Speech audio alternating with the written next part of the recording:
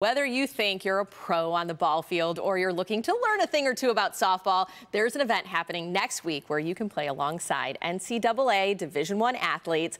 Hall of Fame University of Michigan softball coach Carol Hutchins is with me here to share the details. And I know that this is your baby, your pride and joy, and we're in the 14th year of the Softball Academy. So you first have to tell me, Carol, how did this all start? Because I hear there was some wine involved in it. Well, two things quick. We had this vision based on Lloyd Carr's Michigan Football Academy years ago, where he taught women about football, and then they, raised money for cancer. And it really was a brainchild at softball camp when the kids were registering, and I was with some of the moms who said, "Man, I wish we could get to do this." And I said, "Well, what would you want to do?" "Oh, we'd want to run the bases, and we'd want to pitch, and we'd want to hit, and we'd want to drink wine." And that's what we do.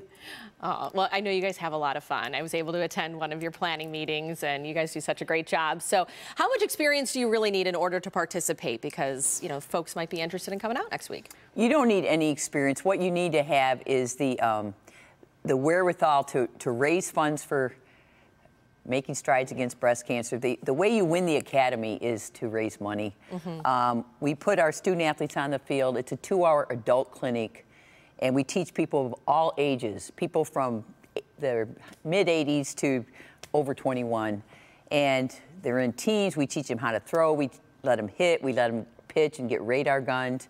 And they get a chance to go through, and the student athletes engage with them. And it's as great an event it is for the the participants, and it's an even better event for my student athletes because the lessons that they get out of this are greater than anything. Yeah, we're taking a look at some footage right now of years past, and I mean, what is the reaction from your athletes and also, just from the adults that are involved after they take part in this throughout the evening? The vibe of the entire evening, from the time they walk on the field and you see they're all dressed in pink, and some of them are really pink it up, and we give out prizes for who's the most pink and who's the most likely to be recruited.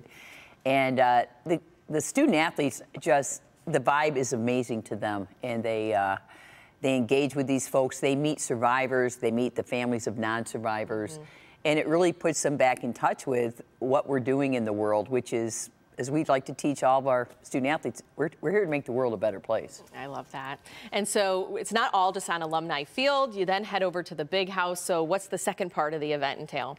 And the second part of the event is we have a 2-hour clinic on the field, and then we have about a 2-hour social mixer, which includes wine. It includes prizes, and includes some engagement with some of our guests and our guest speakers. And it brings us back to the why, which is the why is what we're here for and why we're still trying to defeat cancer. Absolutely. And it's a fabulous event. We have a silent auction, which is about to go online. We give out some pretty cool prizes and gifts, signed balls from Jim Harbaugh and so forth. So some great experiences. It's overall just a wonderful event. You don't have to want to play softball. You don't have to make the softball team. We just want you to get an experience with our student athletes and help a great cause. And what I think is kind of fun, the in-between from the Alumni Field, then before you go to the Big House, the Home Run Derby. That has to be quite a hit, literally.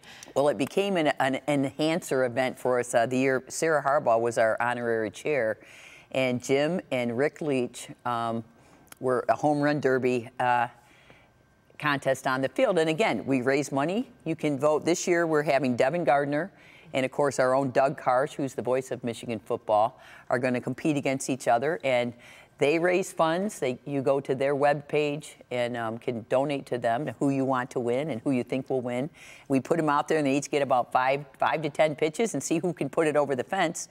Everybody thinks they can put it over the fence, but I'm telling you, it's not as easy as it looks. Yeah. Well, before I let you go, of course, we're going to put all this information on clickondetroit.com and how you can get involved, but you had 38 incredible years. I mean, you are a legend at the University of Michigan, and you have something really special happening this Saturday. Can you talk a little bit about that? If we must. Yeah, I know. You're so humble about it, but, I mean, you have to mention it at least.